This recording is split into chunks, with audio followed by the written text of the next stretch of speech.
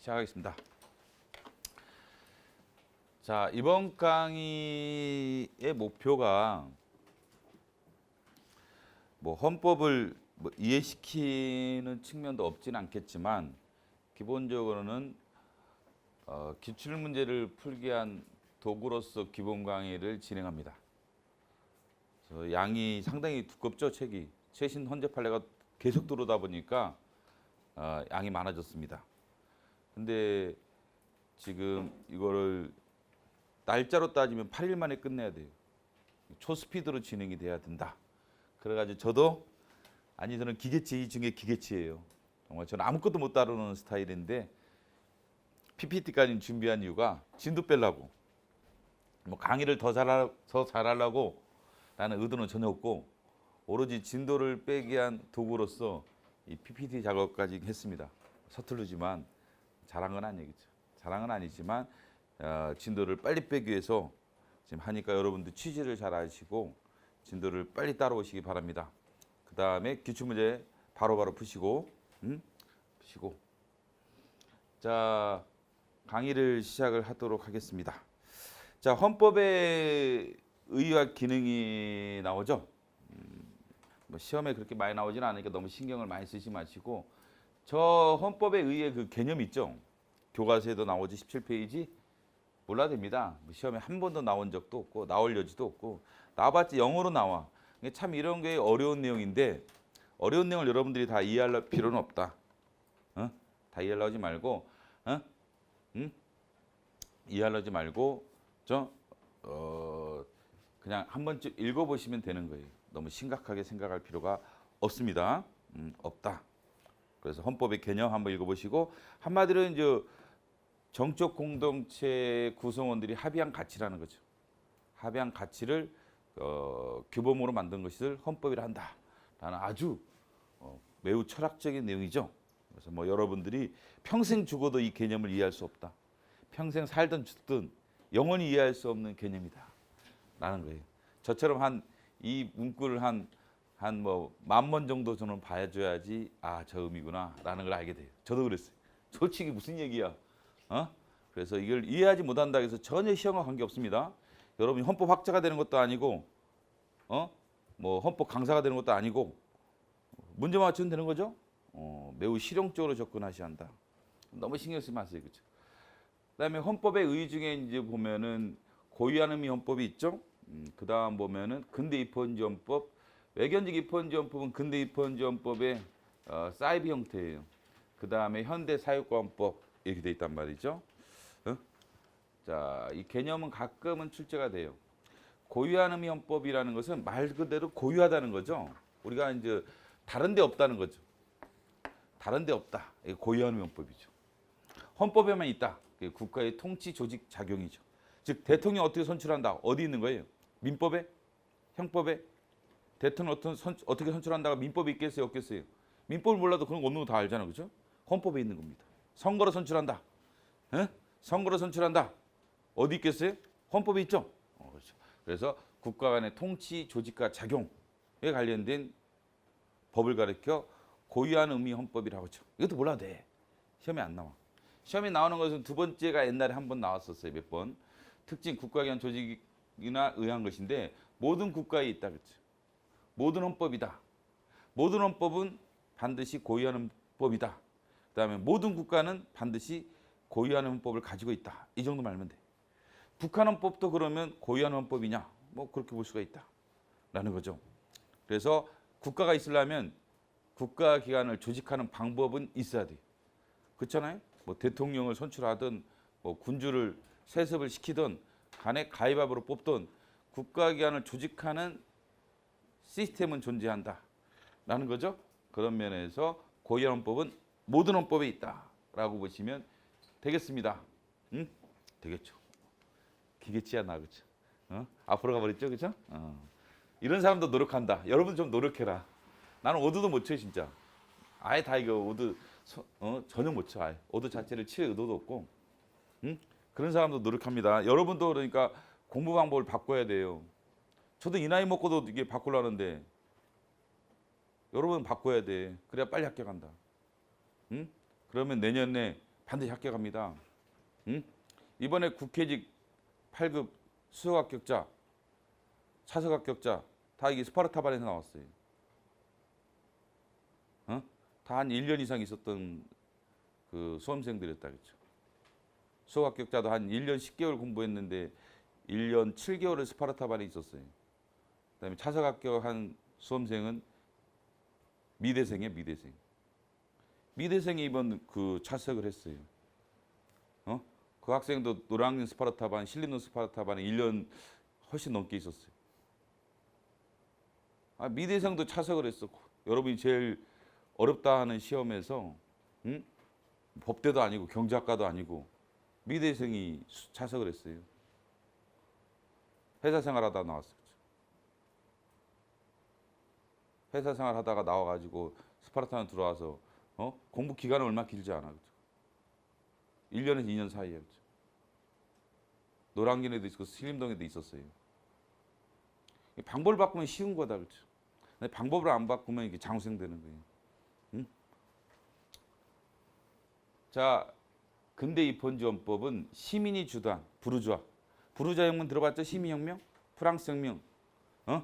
이런 시민혁명을 통해서 시민이 정적 주도권을 쥔 상태에서 제정한 법을 가리켜 근대 입헌지원법이라고 그래요. 그럼 시민이 바라는 게 뭐 있겠어요?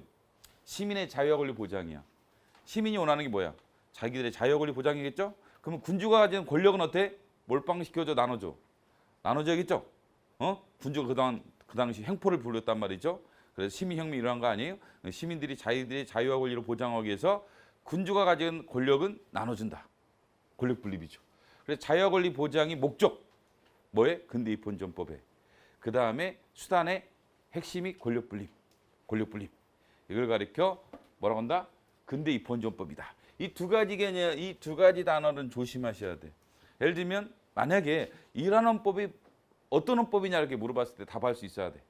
그래서 1789년 인간과 시민에 관한 권리 재선언이라는 책에 보면 문서에 보면 뭐라고 되냐면 어떤 사회가 자유와 권리가 보장이 안 되고 권력 분립이 안 됐다라면 그 사회는 헌법을 가졌다고 말할 수 없다라는 문헌이 있는데 이때 헌법을 뭘 말하는 거냐? 뭘 말하는 거예요? 근대 입헌지원법을 말합니다. 근대 입헌지원법을 말하는 거예요. 그래서 근대 입헌지원법의 핵심 자유와 권리 보장, 권력 분립. 자유와 권리 보장, 권력 분립. 어떻게 목적이에요? 자유와 권리 보장이 목적이죠. 수단이 뭐예요? 권력 분립. 권력 분립이죠. 자, 이게 근대 입헌지원법이에요. 그래서 북한 헌법은 근대 입헌지원법은 아니야. 왜? 북한 헌법이 시민혁명을 통해서 나온 헌법이 아니라는 거 다 아시죠? 그다음에 자유와 권리 보장을 목적으로 하지 않죠. 권력 분립 목표로 하지 않죠. 목적으로 하지 수단으로 하지 않죠. 그래서 오히려 권력 체제를 강화시키는 게 핵심이다 보니까 북한 헌법은 근대 입헌지원법은 아니다. 어디에 해당했는데? 고유한 의미 헌법에는 해당했죠. 북한 헌법 고유한 의미 헌법에 해당했죠. 그렇지만 근대 입헌지원법은 아니다라고 보시겠습니다. 옛날 사시에서 이런 문제가 있었어요. 오래된 문제에서. 1898년 대한국 국제 고종이 만든 대한국 국제가 근대 입헌지원법이냐? 그럴 것 같아요? 자, 그러면 우리 고종시대 때 시민혁명이 있었어요? 프랑스 혁명에 준하는 혁명이 있었겠어요? 없었겠어요? 없었다는 거 다 아시죠? 그렇기 때문에 근대 입헌지원법이 아닙니다. 1898년 우리 조선시대 말에 고종이 주도했던 대한국 국제는 근대 입헌지원법이 아니다. 왜? 근대 입헌지원법은 뭐가 핵심이야? 부르주아 혁명이 있어야 돼. 그래서 부르주아들이 정치적 권력을 장악해야 돼. 걔네들이 자유와 권리를 보장하고 싶어해. 그래서 수단이 권력 분립이에요. 근데 우리나라 알다시피 시민혁명이 없어. 조선시대 때. 그래서 근대 입헌지원법이 아니다. 근데 이런 건 여러분 해설이야. 자꾸 여러분이 해설에 관심 가지면 안 돼. 여러분 시험장 가서 해설 썼어요? 아니야. 대한국제는 근대 입헌지원법 X. 아주 훌륭하다. 더 이상을 여러분한테 요구하면 안 돼. 자기 스스로에게. 그러면 이해이주가 돼버리고 공부하는 기간이 길어져요. 제발 그러지 마라. 그냥 대한국제는 근대 입헌지원법이 아닌 것 같죠? 느낌상? 이 정도면 아주 훌륭하다. 이 정도면 너무 훌륭하다. 너무 훌륭하니까 지나치지 마라. 그 다음에 외견직 입헌지원법은 겉으로는 입헌지 같은데 실질은 아니라는 게 깔려 있는 거예요. 왜 그러냐면 19세기 독일과 일본은 진정한 의미의 시민혁명, 부르주아 혁명이 없었던 거야. 아니면 실패했던 거지. 뭐 혁명이 최소한 성공을 못해요. 그래서 여전히 절대군주가 존재하는 거예요. 절대군주가 존재하니까 시민이 주도하는 헌법이 아니라 오히려 군주가 주도하는 헌법이에요. 그래서 겉으로는 입헌지 같아. 근데 실질은 아니라는 게 외견적. 겉으로만 사이비 있잖아. 사이비 입헌지 헌법이에요. 사이비. 진짜 입헌지 헌법은 뭐가 전제돼야 돼요? 시민혁명, 시민의 정적 승리. 시민이 주도권을 장악한 상태에서 만들어져야만 근대 입헌지헌법인 거예요. 그러나 외견적 입헌지헌법은 19세기 독일과 일본에 있었던 것인데 시민혁명이 성공을 못함으로써 절대 군주 또는 절대 권력자가 주도하는 헌법이야. 그래서 옛날에 이런 사실 규칙 문제가 있었어요. 우리나라에서도 여기에 해당하는 외견적 입헌지헌법에 해당하는 헌법이 있었다라는 출제자의 의도가 있었어요. 영어로 나왔는데 그게 뭐냐면 1972년 유신헌법을 가리킨다고 봐야 돼요. 유신헌법은 왜 만들어졌어요? 박정희 개인의 정치 권력의 확대, 절대 권력 확대지 권력 분립이 아니야. 자유 권리 보장이 목표가 아니었다는 거죠. 자유 권리 보장을 위해서 유신헌법을 만든 게 아니야. 권력 분립의 수단도 아니었어. 그렇기 때문에 우리나라에도 이 외견적 입헌지 헌법에 해당하는 시대가 있었다. 또는 그러한 종류의 헌법이 있었다. 영어로 출제된 바가 있었어요. 물론 이제 이런 건 기출문제에 없어. 기출문제집이 사라져버렸단 말이야. 너무 점차 양이 너무 많아지니까. 기출문제집도 양이 너무 많아요. 그래서 속아내야 돼. 그렇죠? 그렇지만 상식적인 거기도 하죠. 하여간 그래서 특징. 자유주의를 적극적으로 수행했다. X로 나왔어요. 자유주의는 누구 거예요? 군주 거야, 시민 거야? 시민이 좋아해요, 군주가 좋아해요? 자유주의. 시민의 자유 아니야. 시민의 자유. 우리가 딱 시민의 자유랑 다 들어보죠. 시민들이 원하는 건 자유 아니야. 그렇기 때문에 시민이 주도권을 쥐면 자유주의가 확산이 되는 겁니다. 시민이 주도권을 쥐면. 그렇지만 군주가 주도권을 쥐면 자유주의를 적극적으로 수용할 수 없다. 최소한 정치로는 적극적으로 자유주의를 수용할 수가 없게 됩니다. 그래서 외견적 입헌지헌법은 자유주의 적극적 수용은 아니다. 이거는 좀 맞겠지만. 근데 입헌지헌법은 적극적 수용이겠죠. 그렇죠? 그 다음에 자연법 사상. 자연법 사상은 이 사람들이 정한 거예요. 시민들이 옛날에 천부인권 사상, 자연법 사상, 자연법적 권리 대충 들어봤죠? 무지 어려운 개념입니다. 사실 자연법이라는 개념도 법 철학적으로 매우 어렵다. 근데 여러분이 알 필요 없다. 여기 대립되는 단어가 실정법이라고 그래요.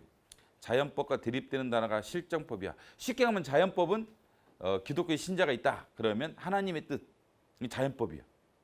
영구적이죠. 하나님 뜻은 영구적일 거 아니에요? 시간과 공간을 초월할 거 아니에요?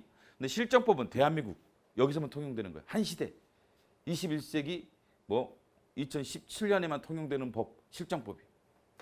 지금 여러분이 우리 헌법 실정법이죠. 선거법 실정법이에요. 정부의 실정법이 정부조직법? 이거 또 바꿀 거 아니야? 정부조직법? 또 바꾼다고 하죠? 실정법이야. 자연법이 아니야. 그렇죠. 그러면 자, 군주는 실정법을 좋아하겠어요? 자연법을 좋아하겠어요? 군주는. 왕은. 걔네들은 실정법을 좋아해. 왜? 자기 입법자니까. 지가 입법자니까 실정법을 좋아하지 자연법을 좋아하잖아. 신의 뜻. 머리 아프다. 그렇죠. 신의 뜻. 이런 거 머리 아프다. 실정법. 왜? 내가 만든 법. 박정희 대통령은 뭘 좋아하겠어? 자기가 만든 헌법, 유신헌법을 좋아하는. 야, 법대로 하자. 유신헌법대로. 이렇게 말하듯이 그게 옳으냐 그르냐를 따지고 싶지 않아. 이게 신의 뜻이냐? 법 철학적으로 옳은 것이냐를 따지지 않는다. 절대 군주들은. 그래서 이 사람들은 실정법을 좋아합니다. 실정법을 좋아한다. 절대 군주는 실정법을 좋아해. 자연법을 좋아하지 않는다. 자연법을 좋아하지 않는다. 그러면 이게 이제 실정법이라고 하죠. 그래서 우측 여러분들이 책에 보면 이제 그 19페이지에 가시면 19페이지 우측의 표를 보시면 외견적 입헌지헌법에 보면 군주가 주도를 했다. 그래서 자, 기본권의 본질을 뭐라고 됐어요? 실정법적 권리다. 법률 안의 자유다. 이걸 뒷받침해줬던 그 학설이 뭐냐? 그 유명한 법실중주의죠. 그래서 법실중주의가 외견적 입헌주의 헌법의 이론적 토대, 이론적 제공자들이야. 법실중주의. 이게 쉽게 가면 이제 약간 어용학자들, 어용학자 알죠? 어용학자 교수들 중에서 권력이 좀 빌붙어서 하나 자리 하나 이게 떨어지지 않나 이런 애들인가 그 시대로 따지면, 그 시대로 따지면. 그래서 법실중주자들이 이런 외견적 입헌지헌법에 이론적 토대를 제공했다. 영어로 나왔어요. 맞습니다, 그렇죠? 약간 뭐 이론적인 내용이지만 0으로 나왔다라는 겁니다. 됐죠? 그다음에 현대 사회국가헌법이죠. 20세기 들어와서 사회적 약자를 보호하기 위해서 노동자를 보호하겠다. 뭐 최저임금을 보장하라. 근로의 권리, 근로상권을 보장하라. 이런 거 있죠? 이런 게 헌법에 반영됐다. 이것을 현대 사회국가헌법이라고 하죠. 그럼 현대 사회국가헌법의 가장 최초 헌법이 바이마르 헌법이라고 그래요. 독일의 도시 이름입니다. 바이마르 공화국 또는 바이마르 공화국. 도시 이름이 조그만 소도시인데 거기서 만들어진 헌법이 바이마르 헌법인데 1차 세계대전이 끝난 다음에 제정된 독일 헌법이에요. 여기서 많은 사회적 기본권 조항들, 사회적 약자를 보호하기 위한 많은 조항들이 반영됩니다. 사회적 기본권 조항들이 나중에도 배우겠지만 많이 들어와. 어디서? 바이마르 헌법. 그래서 현대 사회국가헌법의 효시가 보통 1919년 바이마르 헌법이라고 합니다. 뭐 상식적인 거야. 뭐 이거는 뭐 이해하려고 하지 말고 상식적인 거다. 법주지, 형적 법주지에서 실적 법주지로 바뀌었다는 거죠. 그래서 옛날에는 법의 내용이 정당성을 따지지 않고 법에 의한 통치만 강조했지만 현대 와서는 정당한 법, 올바른 법에 의한 통치가 강조되는 게 실적 법주지죠. 실적 법주지를 그래서 대표하는 가장 중요한 제도가 뭐냐?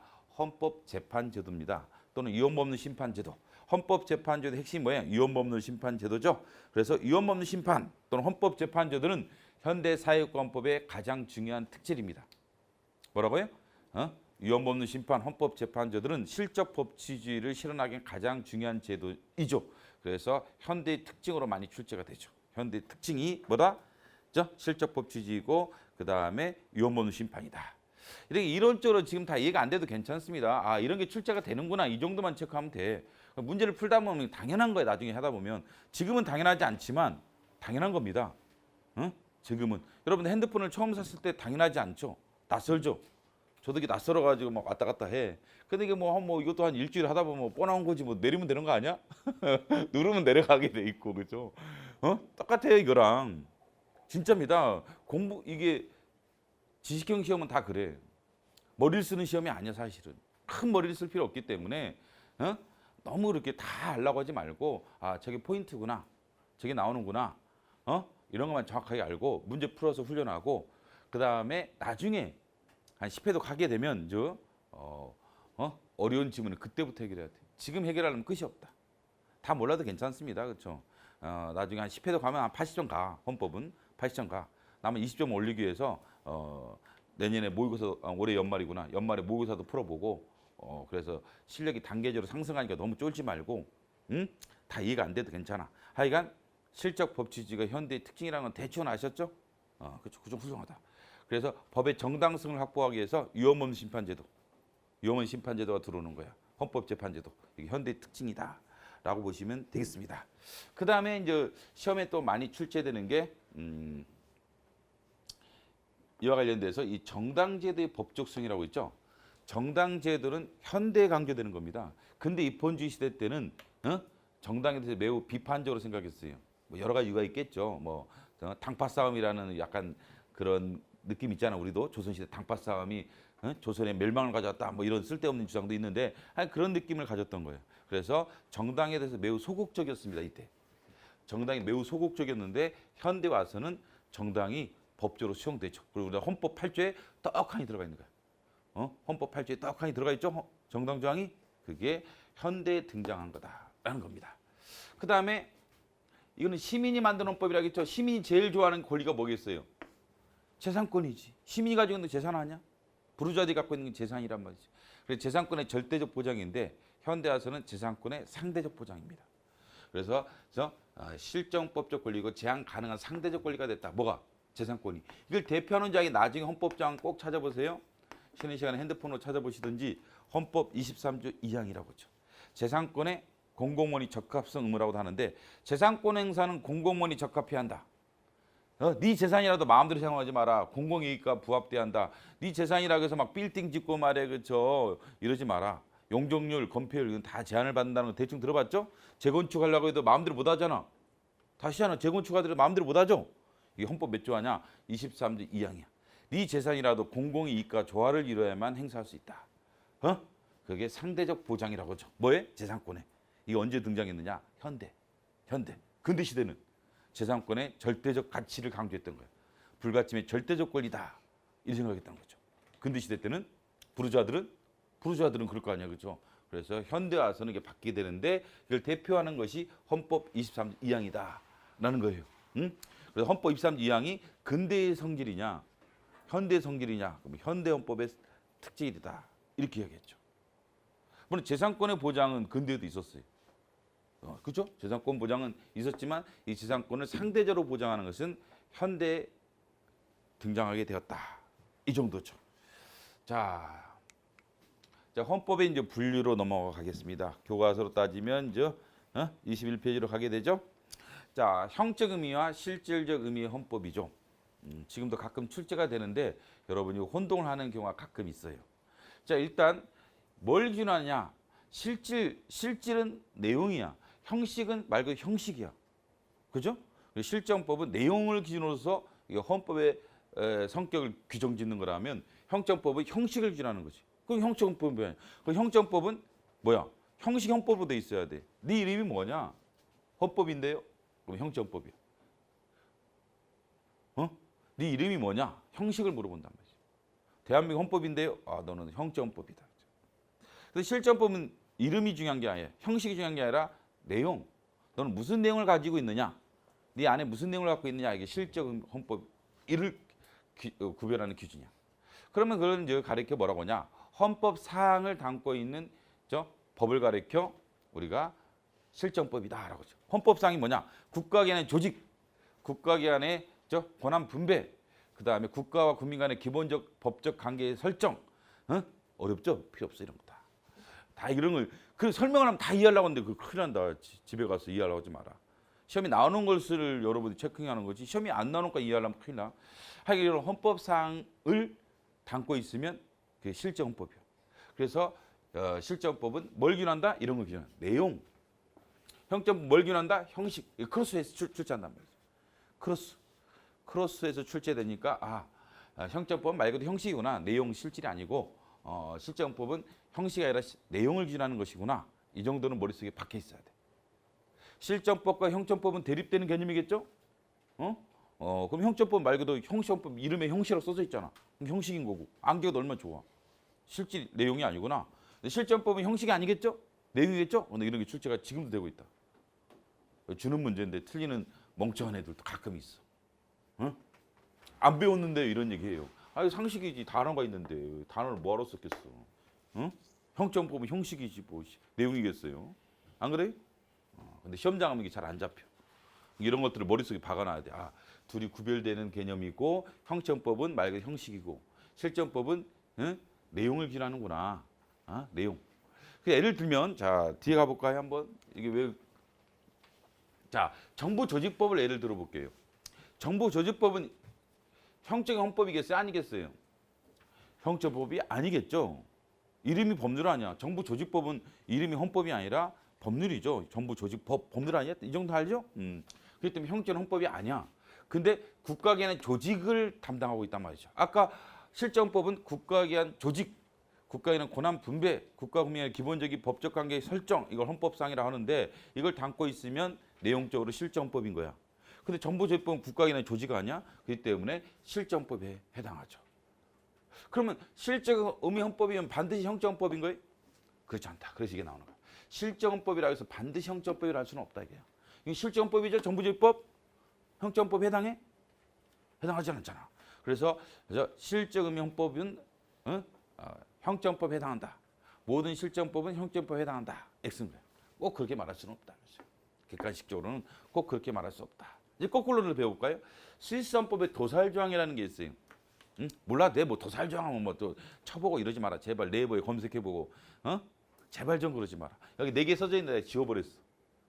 왜? 막 공부를 해. 그걸 암기를 하고 있고 또 시험에 안 나오는 것들. 도살조항이 뭘까? 금주조항이 뭘까? 선언이 후 거래조항이 뭘까? 참고서 그런 거 있잖아. 막 그런 거 뭐 궁금해가지고 막 네이버 검색해보고 장수생된다. 시간 없다. 처음부터 시간이 없는 거예요 우리는.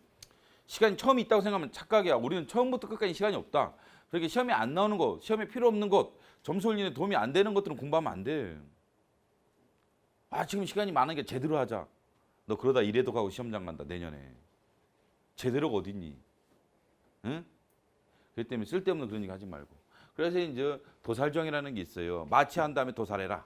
뭐 돼지라든지 소도 아플 거 아니에요. 그래서 마취한 다음에 도살해라. 뭐 이런 대충 내용인데 이게 헌법에 있어. 스위스 헌법에. 그러면 형식적으로는 헌법이죠, 그렇죠? 스위스 헌법이라는 데 규정돼 있는 거야. 그렇기 때문에 형정법이죠. 근데 이게 국가 간의 조직이에요? 권한 분배예요? 국민과 국가 간의 기본적인 관계 설정도 아니야. 법적 관계 설정도 아니기 때문에 실적 헌법은 해당하지 않죠. 그래서 스위스 헌법의 도살 조항은 형적 헌법에 해당하지만 실적 헌법에 해당하지는 않아. 그 결론은 이걸 알고 싶어서 말하는 거야, 다. 이게 시험 문제가 아니라 이 자체가 시험 문제가 아니라 이게 시험 문제예요. 형적 헌법이라 해서 반드시 실적 헌법이라 할 수는 없다는 거야. 이거 말면 돼. 그러니까. 이거 말면 돼. 그다음에 헌법 개정의 대상. 형적 헌법이 원래는 대한민국 헌법 개정의 대상이 되죠. 그죠? 학설은 그래서 실정법은 대상이 아니라고 보죠. 근데 판례는 좀 추가를 해요. 형정법에다가 형정법이 아닌 관습법도 개정 대상이라고 보는 게 판례 입장이에요. 물론 실적 의미 헌법이라면 헌법 개정의 대상이 다 되는 거냐? 그렇진 않아요. 이거는 헌법 개정의 대상이 되는 게 아니죠, 그렇죠? 법률이니까. 예를 들면 정보조직법을 개정하는 건 헌법 개정이에요, 법률 개정이에요. 법률 개정일 거 아니야. 그렇기 때문에 실적 의미 헌법이라 하여 헌법 개정의 대상이 되는 건 아니야, 그렇죠? 그죠? 그래서 학설에서 이렇게 말한 거죠. 그런데 형정법은 아닌 관습헌법도 헌법 개정의 대상이 된다는 게 판례 입장입니다. 하나 추가하는 거죠. 판례는. 근데 형적 의미 헌법이면 일단 헌법 개정의 대상이 될 수는 있어요. 형적 의미 헌법에 해당하면 헌법 개정의 대상은 일단은 될 수는 있다. 이렇게 봐야겠죠? 근데 실제 헌법이라 해서 다 개정의 대상이 되는 건 아니에요. 존재 형식에 따른 분류, 문자화 돼 있느냐 안 돼 있느냐를 기준하는 거죠. 성문헌법. 두 번째 내용에서 관습헌법은 성문헌법을 보충한다. 개폐하는 건 아니다, 그렇죠? 그래서 성문 헌법 조항이 없는 것들을 보충하는 역할을 하는 거지 있는 것을 바꾸거나 개정하거나 폐지하는 역할을 할 수는 없어요. 보충하는 역할만 한다. 뭐는 성문헌법은 를 보충하는 역할만 한다. 뭐가? 관습헌법, 불문헌법, 관습헌법은 보충하는 역할. 우리나라에서는 성문헌법 국가잖아요. 그러니까 보충하는 역할만 하지 뭐 하는 건 아니다. 개폐할 수는 없다. 이건 꾸준히 출제가 되고 있죠. 개폐하는 것이냐 아니냐. 기본 문제죠. 불문헌법은 이제 성문화된 형적 헌법전이 없는 경우죠. 근데 이게 이제 그다음 얘기가 출제가 안 됐다가 요새 와서 출제가 되고 있어요. 출제가 안 됐다가 요새 와서 한 개씩 나오고 있는 게 마지막 내용입니다. 자, 불문헌법에서 인정되는 거 안 되는 것이죠. 영국을 딱 넣어보면 이제 당연한 건데, 자, 영국은 불문헌법 국가인데 영국에도 국가가 있어요, 없어요? 영국이란 국가 있죠. 그래서 불문헌법이 영국이란 국가를 창설했다. 영국헌법도 13세기 영국헌법과 21세기 영국헌법이 같을 것 같아요, 다를 것 같아요? 다를 것 같죠? 그래서 헌법 변천이 인정된다. 어디서도 불문헌법에서도. 그다음에 영국에서도 헌법학자가 있겠어요, 없겠어요? 영국에서도 있겠죠. 그러니까 헌법학자들이 헌법을 해석을 하고 있어. 영국 사람들한테 물어봐도 자기네 헌법이 소중하다고 생각하겠어요? 그렇지. 그래서 자기들도 자기네 헌법을 지키려는 의지가 있겠죠. 그래서 헌법 보호 대상이 된다. 그래서 불문헌법에서 인정되는 것, 불문헌법도 국가를 창설한다. 불문헌법도 국가를 창설한다. 그렇죠? 불문헌법도 변천이 대상이 된다. 불문헌법도 해석이 대상이 된다. 불문헌법도 보호 대상이 된다. 됐죠? 영국을 떠올려라. 영국이 없는 게 뭐냐? 두 가지가 없다고 그래요. 헌법 개정과 위헌법 심판이 영국이 없습니다. 아까 헌법 개정 형정헌법이 있어야 되는데 문자화된 그게 없다 보니까 헌법 개정이 없다. 위헌법 심판이 영국에 없습니다. 그래서 이런 얘기가 나오고 있습니다. 그다음에 개정 방법에 의한 분류가 나오죠. 그래서 연성과 경성이 있어요. 연성은 좀 쉽다는 게 깔려 있지. 연성하다, 소프트하잖아요. 경성은 좀 어렵다, 까다롭다 이런 게 깔려 있는 거예요. 그래서 개정의 난이도, 개정의 어려움을 기준하는 겁니다. 연성헌법은 일반 법률과 동일한 절차와 방법에 따라 개정되는 헌법을 가리켜 연성이라고, 경성은 일반 법률에 비해서 훨씬 더 까다로운 절차에 따라서 개정되는 헌법을 가리켜 경성헌법이라는 겁니다. 경성헌법. 자, 우리나라는 물론 경성헌법이죠. 일반 법률은 제적과반 출석이 출석과반수로 의결한다라면 헌법 개정은 제적 3분의 2의 찬성이 있어야만 개정이 되기 때문에 일반 법률보다 훨씬 헌법 개정이 어렵죠. 이런 나라를 가리켜 경성헌법 국가라고 하죠. 우리나라는 경성헌법이죠. 자, 연성헌법. 대충 알면 돼. 너무 심각하게 또 뭐 알 필요 없어. 대립되는 경성, 그죠? 대충 알겠죠? 뭐 정확한 개념을 또 알라고 할 필요도 없어 이게.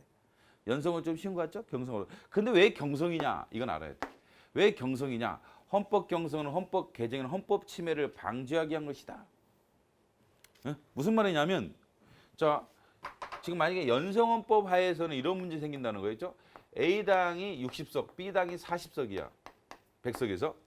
그러면 A당에서 헌법을 개정을 해. 그래서 대통령 임기는 영원하다. 국회의원 임기도 영원하다라고 A당이 헌법을 개정을 해. 근데 B당이 반대해야 돼. 개정이 돼버려 여기서는.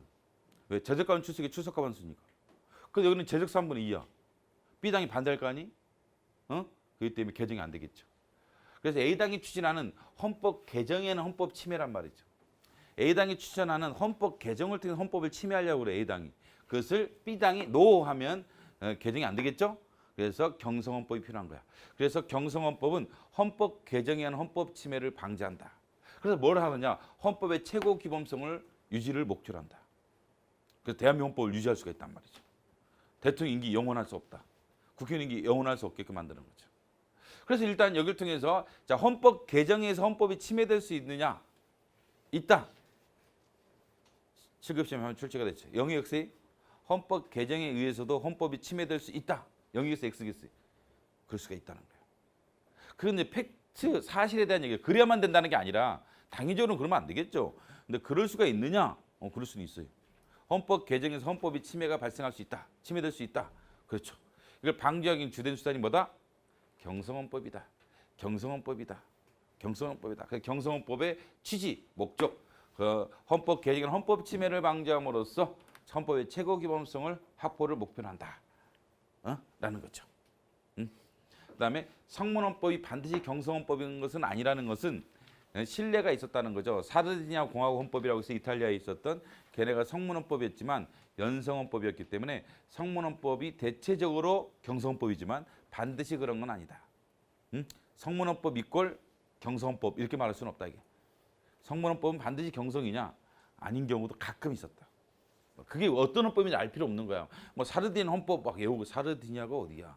뭐 네이버 검색해보고 장생이 될 충분한 자기를 갖고 있는 거야. 넌 그러다 이래도 간다 시험장 갈 때. 큰일 난다 그렇죠. 그런 거 빨리 버려야 한다 그렇죠. 그런 거 빨리 버려야 돼. 그런 거 빨리 버려야 한다 그렇죠. 자, 근데 이제 이런 문제가 있었어요. 오래된 문제지만 그 사회 변화에 신축적으로 대응하려면 연성이겠어요, 경성이겠어요. 사회가 빨리빨리 변화할 때 헌법이 빨리빨리 신축적으로 대응하려면 이게 낫겠어, 이게 낫겠어. 그건 연성이겠죠. 사회가 빨리 변할 때 빨리 헌법이 개정되려면 뭐가 더 쉬워요? 연성이 쉽기 때문에 사회 변화에 신축적으로 대응하려면 무슨 헌법이 필요한 거예요? 연성헌법이 더 낫다. 연성이 장점도 있다는 거죠. 장점도 있다. 경성헌법. 특징 알았죠? 경성헌법의 특징? 좋았습니다. 자, 그 다음에 헌법의 특성과 기능, 뭐 많이 출제되지 않으니까 이런 것들 다 이해가 안 돼도 간략간략히 체크하고 넘어가시면 돼요. 자, 일단 사실적 특성입니다. 정치성. 헌법은 최소한의 타입의 산물이다. 이런 게 나오죠? 헌법의 특성 중에 정치성, 최소한, 최대한이 아니야. 그래서 법조문이 적어. 헌법 법조문이 겨우 130조예요. 민법이나 이런 데 보면 10분의 1도 안 돼. 민법에 비하면 10분의 1도 안 돼. 왜 이렇게 조문이 적은 거냐? 최소한의 타입의 산물, 최대한이 아니라 그래서 흠결이 많다. 준비된 조항이 없는 경우가 꽤 있는 거예요. 흠결이 많다. 최소한의 타입의 산물이 조문이 적어. 130조야. 그리고 법에 흠결이 많아. 법이 없는 게 너무 많아. 법에 없는 게 너무 많아. 헌법에 없는 게 너무 많다 이게. 헌법에 없는 게 너무 많아. 뭐에 비하면? 민법이나 형법에 비하면. 민법에 비하면 조문이 형편없이 적어. 헌법이. 형편없이 적어. 10분의 1도 안 돼. 최소한의 타입의 산물이다.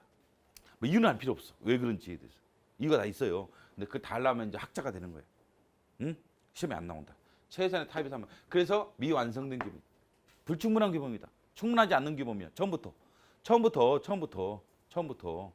그러면 자 추론해 볼까요? 좀 이따 나오겠지만 추론. 자 헌법과 법률의 해석의 여지는 어디가 클 것 같아요? 헌법이 커요? 법률이 크겠어? 헌법과 법률의 해석의 여지, 범위, 해석의 여지. 해석 여지가 어디가 클 것 같아요? 이게 클 것 같아? 이거 클 것 같아? 그렇죠. 왜? 미완성적이니까 해석을 통해서 흠결을 보충해 줘야 돼. 그래야 헌법이라는 게 작동이 될 수 있어. 그렇기 때문에 헌법 해석이 훨씬 법률보다 그 여지가 넓다. 여기서 출제가 되고 있어요. 뒤에서 정리돼 있어. 헌법 해석하면 배울 테지만 이와 관련이 매우 있는 겁니다. 그다음에 2번. 결국 헌법은 그래 유동성, 추상성, 개방성, 미완성 특징 난다. 뭐 대충 알면 돼. 개방성 이것도 뭐 대충 알면 돼. 최소한의 기본적 사항만 기술하고 세부적 사항은 정치력에 합의해라. 뭐 이런 얘기인데 그럼 헌법에 이건 혹시 여기 옳게 한번 나왔어요. 옳게 한번 사실에서 나왔어. 헌법의 기본 원리, 권력 구조, 문제 해결 절차는 개방된 채로 두어서는 안 된다. 라는 얘기죠.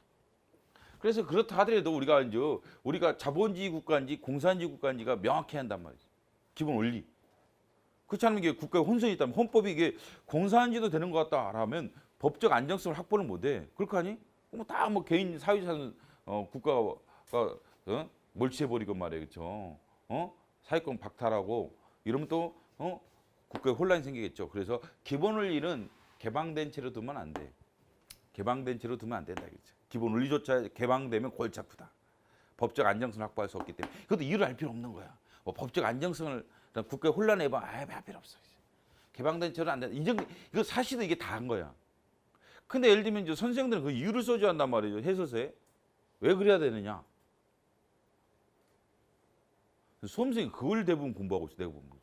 그 시험에 나오지도 않는 거고 무지 어려운 내용인데 그걸 공부하고 있어. 해설서를 공부하고 있어. 해설을 써야만 된다고 생각하는 거야.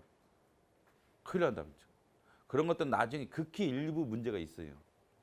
해설서를 쓸 수 있는 능력을 갖춰야 할 문제가 있어. 없지는 않아. 근데 그것은 만약에 5,000개 지문에서 내 생각에는 100개도 안 된다. 100개도 안 되고 50개도 안 돼. 근데 이게 5,000개를 다 해설서를 써야 되고 5,000개는 해설서를 쓸 능력을 갖춰야만 합격할 수 있다고 가정하면 그건 10년 걸린다. 한 과목당 10년 걸려. 곱하기 7, 70년 걸린다. 그럼 여러분 나이 더해봐봐. 100세가 넘죠? 정년 퇴직했다 벌써. 공무원 되지도 못해. 응? 제발 그렇지 마라. 이거 순전히 도구적인 거예요. 우리가 공부하는 것은 도구적인 거지 그 자체가 목적이 아니야. 여러분 지금 책을 보는 거에 지금 강의 듣는 게 다 도구적인 거야. 뭘 위한? 시험장에서 해설을 쓰기 위한? 문제를 맞추기 위한? 문제를 맞추기 위한 도구다. 해설을 쓰는 게 아니야. 시험장 해설 써요? 아니다. 그렇죠. 그래서 해설이 필요한 부분이 있다라면 그건 나중에 해라. 제발 좀. 지금 하려고 하지 마. 이게 해설이 필요한지 아닌지를 알 수가 없어. 여러분들은. 초보자기 때문에 알 수가 없기 때문에 언제 알 수 있느냐. 한 10회 정도 해봐야 이건 좀 이해가 필요하겠구나. 이해가 안 되면 못 푸는 문제구나. 그때 해설서가 필요한 거야. 그때는 해설을 써봐. 근데 그게 많으면 안 돼. 100개를 넘어가면 안 돼. 넘어가면 이제 장수생 되는 거다. 왜? 여러 과목 한다 여러분들은. 한 과목이 아니죠? 이걸 잘 순수해 줘야 돼. 그래서 그냥 넘어가라면 넘어가줘라 제발 좀. 그 이후에 헌법 어쩌죠? 좋은 얘기가 나왔습니다. 자, 최고 위헌성. 헌법이 이제 최고 규범이죠. 알다시피. 이걸 확보하기 위한 방법으로 아까 경성헌법. 아까 최고 규범 확보와 관련이 있죠? 경성헌법. 그다음에 위헌범 심판. 법률이 헌법 위반해. 없애버려 법률.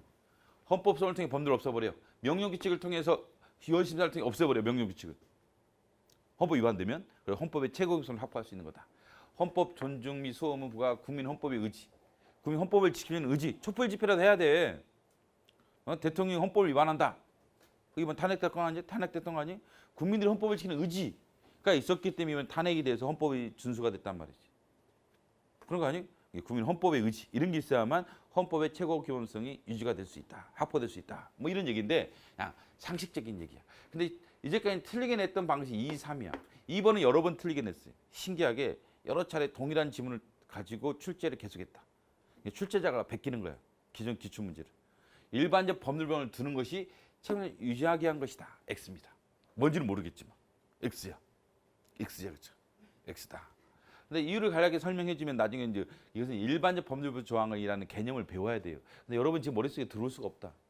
초시생들은 들어올 수가 없어.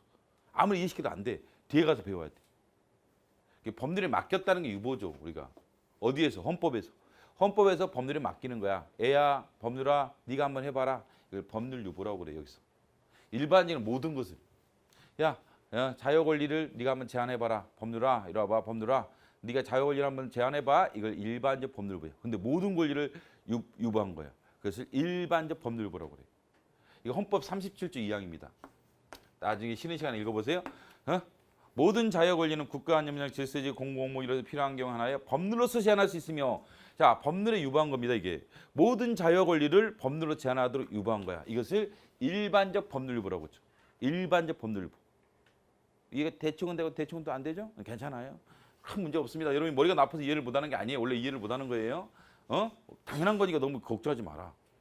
내가 보면 나도 처음부터 이해를 못했어. 난 수험생 끝날 때까지 법률유보의 개념을 몰랐다. 진짜. 끝날 때까지. 시험이 끝날 때까지 개념을 전혀 몰랐어. 뭐 헌법유보랑 차이도 몰랐어. 난 분명히 기억을 해요. 내 수험생 때 도대체 무슨 차이가 있을까라고 궁금하게 생각했는데 그냥 넘어갔어 빨리. 넘어가야겠다. 난 안 되겠다라고 넘어갔어요. 넘어가 줘야 돼. 모든 걸 알려면 다친다. 괜찮아. 지금은 몰라도 뒤가 또 배웁니다. 뒤가 또 배워. 하긴 법률을 유보했다. 맡겼다는 건 대충 알겠죠? 어렵진 않죠. 법률을 맡겼다. 모든 걸 맡겼다. 그래서 모든 자유 권리를 법률에 유보했다. 일반적 법률 유보장이야. 그러다 보니까 이게 이 자식이 법률을 만드는 자식이 자유 권리를 다 유보받은 게 어떻게? 지 멋대로해서 자유 권리를 침해하더라. 자유 권리는 어디 있는 거야? 헌법이야, 법률이야, 기본적으로. 헌법에 있는 것을 입법자한테 맡기니까 지가 지 마음대로 헤쳐먹어 이 자식이. 야, 네가 한번 다 해봐라 그러니까 막 사장이 네 마음대로 다 해봐라 직원이 많이 헤쳐먹어. 망가진다 이게야. 그래서 모든 걸 맡긴 것은 문제가 있지 않느냐라는 지적이야. 모든 일반적 법률은 아름답지 않다. 그래서 나중에 보면 개별적 법률로 전환하자 이런 얘기가 나와요. 응? 응? 자, 이 특정한 기본권만 유보하는 방식으로 바꾸자. 뭐 이런 얘기가 그래서 나오게 되는 겁니다. 하여간 일반적 법률 유보가 그다지 아름답지 않다라는 평가야. 그다지 아름답지는 않기 때문에 자유와 권리 보장에 큰 도움이 안 된다. 자유와 권리 보장에 큰 도움이 안 된다라는 평가까지 있어요. 그렇기 때문에 일반적 법률 유보는 뭐랑 관련이 없다? 헌법의 최고 기본성 확보와는 큰 관계가 없다. 알았죠? 이해가 다 안 되더라도 이게 X다라는 인식을 하세요. X라는 인식을 하시고 그러니까 얼마나 아름답지 않으면 그 364페이지 가시면 아직 내용을 잘 모르시겠지만 364페이지 가시면 3번에 3번을 봐보세요. 3번에 3번 법률 역기능 대책에 가면은 그 이상한 얘기가 나왔죠. 4번에 일반적 법률을 피하고 기본의 성질에 따라 개별적인 법률로 전환하자. 느낌이 뭐예요? 별로 느낌이 안 좋죠. 일반적 법률 느낌이 안 좋죠. 일반적 법률을 피하고 개별적 법률로 전환하자는 학자들의 주장이 나오는 거예요. 이게 우리나라에 있어요. 있으니까 37조 2항이 있다니까. 37조 2항이 있는데 이게 그다지 아름답지 않다. 문제가 있다라는 인식을 가지고 출제한 거예요. 출제자의 인식은 독일에 없거랑 또. 우리나라 사람은 학자들은 독일을 좋아해. 우리나라 헌법학자들은 거의 대부분 독일에서 유학을 갔다 왔기 때문에 야 독일에 없는데 이런 인식이 출발인 거야. 독일에는 개별적 법률만 있고 일반적 법률가 없는데 왜 우리나라는 일반적 법률을 두고 있느냐? 이거 아름답지 않지 않느냐? 그래서 자꾸 출제하는 거야. 그 배경은 근데 알 필요 없다. 그런 배경도 알 필요 없어. 그냥 X야 우리나라는. 일반적 법률보호가 뭐랑 헌법의 최고용성 확보와는 큰 관계가 없다더라. 아주 훌륭하다. 아주 훌륭하고 넘치는 수험생이야. 아주 훌륭한 더 이상 하려고 하지 마. 3번은 그 날개 있죠. 헌법에 날개 가면은 그쪽 편에 날개 가면 있는 거였죠. 25페이지 우측에 날개 있죠? 25페이지 제일 밑에 우측에 날개 부분이야. 그걸 써. 특히 이게 문제였죠. 이해가 잘 안 되겠지만 3단원 추론에는 엄격한 법률 해석 방법을 적용하는 것. 이게 규범력 강화와 큰 관계가 없어요. 이 규범력 강화와 큰 관계가 없습니다. 이게. 왜 그러냐면 아까도 대충 말씀드렸지만 법률과 헌법이 달라. 헌법은 최소한의 타입의 산물이다 보니까 많은 조항이 없어. 그래서 무음결이 아니라 흥결이 많아. 그렇기 때문에 법률과 다르기 때문에 법률 해석과 엄격하게 법률 해석은 안 된다는 거죠. 법률 해석과 뭔가 차이가 있어야 한다. 아까 있잖아. 헌법 해석과 법률 해석 간에 좀 차이가 있다고 했죠. 헌법 해석이 훨씬 더 해석의 여지가 크다고 했죠. 보충할 필요성이 크다겠죠. 그런 관점이다. 대충 해야 하자면 그래서 이게 엄격한 이건 안 된다. 엄격한 법률 해석 방식을 적용하는 것은 헌법 해석에 문제가 있다는 거죠. 헌법 보호에 문제가 있다는 거죠. 왜? 조문이 없기 때문에 문제가 생긴다는 거죠. 헌법 표본은 없는 게 너무 많기 때문에. 그래서 엄격한 법률 해석을 적용하는 것은 문제가 있다라는 지적입니다. 그 정도만 알면 충분합니다. 최고법조항 이 헌법이 법률보다 상위법이라고 아예 선언하는 조항을 가리켜 최고법정이 하는데 미국 일본 헌법에는 아예 규정이 있어요. 대놓고 말한다. 미국과 일본은 대놓고 말하는 거고 한국 헌법에는 없어요. 우리 헌법에서는 헌법이 다른 법보다 상위법이다라고 명시적 표현한 최고법 조항은 없어. 근데 간접적인 조항들은 있겠죠. 간접적으로 추론할 수 있는 조항들은 곳곳에 있지만 대놓고 헌법장 이렇게 말하는 조항은 없다겠죠. 헌법장 이렇게 말하지는 않는다. 잘. 그렇지만 간접적인 것은 꽤 있다. 이렇게 정리하시면 되겠습니다. 최고규범성을 확인하는 의미밖에 없다. 당연한 거기 때문에. 헌법이 최고규범이라는 건 당연하기 때문에 그러하다라는 겁니다. 자, 그래서 여기까지 지금 헌법의 지금 최고규범성이었습니다. 나머지는 뭐 그냥 참고서 있는 내용 쭉 넘어가시면 돼요. 뭐 그다지 중요한 내용은 아니기 때문에 넘어가시고 자기보장성이라는 거 있죠. 26페이지 가면 참고서에 가면 26페이지 가면 헌법은 스스로를 보장하기 위한 조문을 둔다 뭐 이런 얘기예요. 그다음에 좌측 날개 가면은 OX 문제가 하나 나오죠. 그 책에 26페이지에 그 내용이 이 내용이죠. 이 내용이니까 한번 봐보시고 이게 무슨 내용이냐면 대충 말씀드리자면 헌법은 강제력이 약하다는 거죠. 예를 들면 강제력이 센 게 뭐야? 형법, 너 형법 위반돼서 형사처벌, 쇠고랑 친다. 강제력이 센 거야. 그렇잖아요. 여러분들 왜 형법을 어기는 걸 두려워해요? 쇠고랑 차는 거. 근데 헌법을 뭐 어긴다고 종교의 자유를 상대방을 무시한다고 해서 뭐 쇠고랑 차지 난단 말이지 바로. 그렇기 때문에 강제력이 좀 약하고 직접적인 실현 수단이 많지 않다라는 거예요. 예를 들면 행정법보다 하면 그래. 대집행이라는 걸 배우게 됩니다. 야, 저 건물이 있는데 불법 건물 철거해라. 철거명 내렸는데 안 해. 그럼 직접 실효성 확보 차원에서 행정청에서 들어가 철거까지 직접 해버려요. 대집행. 대신 철거해 주는 거야. 이런 조문이 없단 말이야. 헌법에 위반했다 그러면 대신 이것을 뭐 실현하는 수단을 구체로 두고 있느냐? 헌법에 없다. 라는 거예요. 그렇죠? 그래서 직접적인 강제집행 수단이 거의 없다. 이렇게 보는 거죠. 생활규범성은 헌법은 우리 실생활에서 준수할 규범이다. 이겠죠. 준수할 규범이다. 이것을 생활규범성이라고 합니다. 어려운 건 없어요. 그렇죠? 학설은 대립하고 그 다음에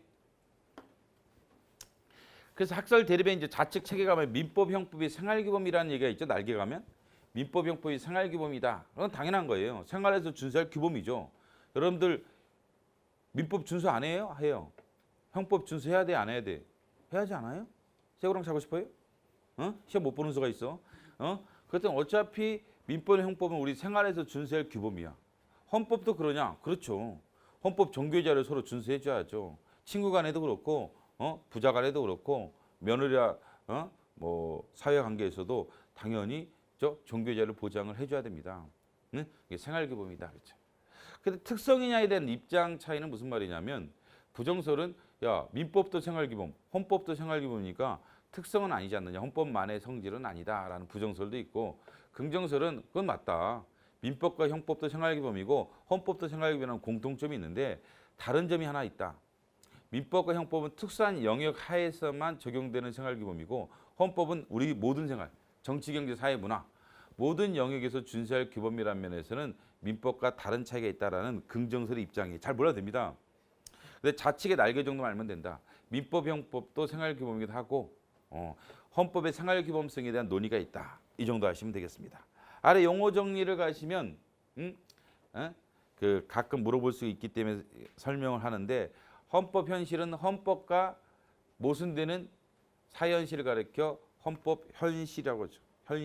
현실이 이렇다 이거죠. 헌법은 종교의 자유를 서로 준수하자, 보장해줘라 이렇게 해놓고 실질에 가니까 그게 아닌 거예요. 아닌 거죠. 그렇죠? 그다음에 실현은 그래서 헌법의 정신에 맞춰서 바꿔가는 것. 헌법의 정신에 맞춰서 현실을 바꿔가는 것. 현실을. 적폐 현상이 있다. 남녀 차별이 있다. 갑을관계가 있다. 갑질하는 놈이 있다. 그랬을 때 헌법 현실이죠. 실현은 그것을 공평한 사회로 바꿔가는 거죠. 이게 실현이라고 하죠. 자, 아래 가면 3번에 가면 이제 갭을 줄이는 방법이 있잖아요. 헌법과 사회 현실은 갭이 있죠. 우리나라도 헌법대로 사회가 지금 운영되고 있지는 않잖아요. 다 아시죠? 그 갭을 줄이는 방법에서 3번에서 변천. 그래서 헌법의 의미와 관행을 바꿔가는 거죠. 헌법을 아예 바꾸는 거죠. 헌법 실현은 사회를 바꿔가는 거죠. 사회를 헌법에 맞춰서 바꿔가는 거 아니? 근데 이런 문제는 최근 나왔죠. 헌법 변천. 뒤에도 헌법 변천할 때 배우지만 헌법 변천 이런 기능을 하지 못한다. X죠. 그래서 헌법과 사회현실의 갭을 줄이는 하나의 방법으로 헌법 변천도 논의가 되고 있습니다. 인정되고 있습니다. 상방 구조 입법 기술이라는 것은 서로 대립되는 것을 입법화시키는 기술을 말합니다. 왜 헌법에 서로 대립되는 것을 두게 들으냐? 생활기본성과 밀접한 관계가 있죠. 그다음에 갭을 줄이는 방법이기도 하겠죠. 무슨 얘기냐 봐보세요. 헌법 40조에 가니까 야 국회 너 입법을 해 이렇게 했어요. 헌법 110조 등에 가보니까 법률을 통제를 해. 하나는 줘 권한을, 하나는 통제를 해. 서로 대립되잖아. 상반되죠. 헌법 40조는 권한을 줘 국회에게. 헌법 110조는 국회의 권한을 통제해. 서로 상반되죠? 상반 구조적 입법 기술. 상반 구조적 입법 기술. 서로 대립되는 것들을 입법화시키는 기술을 말하는데 왜 그러느냐? 입법권만을 부여한다라면 110조가 없다라면 얘가 입법권을 남용해서 헌법을 침해하기 때문에 그래. 위헌 심판이 있어야지 입법권을 통제할 거 아니? 그래서 상반 구조 입법 기술이 필요하다.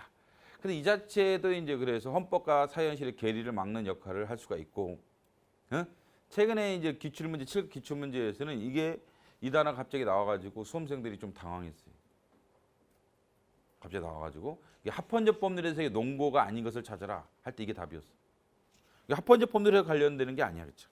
예를 들면 이제 지금 합헌적 법률에서 여러분들이 잘 모르겠지만 합헌적 법률에서 논거로 이제 거론되는 게 35페이지 가시면 아래 가면 35페이지 아래쪽 가면 합헌적 법률의 이론적 근거 나오잖아요. 뭔지 모르겠지만 법실에서 통일성 유지, 권력 분립 정신, 합헌성 추정 뒤에 가면 국가 간의 신뢰 보호죠. 상방 구조 입법 기술 없죠.